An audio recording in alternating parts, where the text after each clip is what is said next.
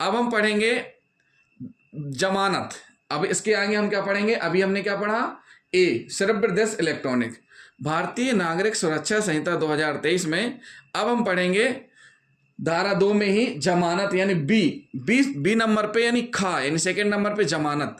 जमानत का मतलब क्या है, जमानत का मतलब होता है जमानत पत्र निष्पादन होने पर विधि की अभिरक्षा से व्यक्ति को छुड़वाना, जमानत इसको कहते हैं। जमानती अपराध में व्यक्ति अधिकार के रूप में जमानत पर छोड़े जाने का दावा कर सकता है। अगर अजमानती अपराध में किसी व्यक्ति को पुलिस अधिकारी गिरफ्तार करता है और न्यायालय के समक्ष हाजिर करता है तो न्यायालय उस व्यक्ति को जमानत पेश करने पर जमानत मंजूर भी कर सकती है और इनकार भी कर सकती है।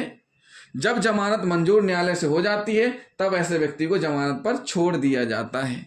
सीधी सी बात है, पुलिस स्टेशन में जैसे ही सूचना मिलती है, एफआईआर रजिस्टर होती है या पुलिस की उपस्थिति में कोई व्यक्ति संज्ञेय अपराध कारित कर रहा होता है, उस स्थिति में पुलिस बिना वारंट की गिरफ्तार भी कर सकती है।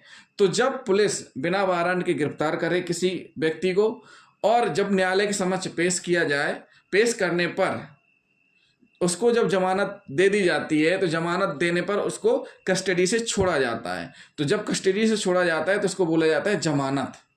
अब जमानत के डिटेल में और हम आपको बता दें, कभी कभी क्या रहता है कि अग्रिम जमानत भी लेते हैं संदिग्ध लोग या आरोपी जो भी हैं।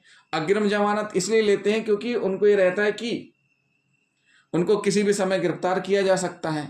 लेकिन जमानत का मतलब ये नहीं होता है कि आप केस से बाहर हो गए। जमानत का मतलब ये होता है कि आप समय पर कोर्ट में उपस्थित होंगे, जब भी आपकी पेशी होगी पेशी में समय से उपस्थित होंगे और उन शर्तों का पालन करेंगे जिन शर्तों के आधार पर जमानत दी गई है।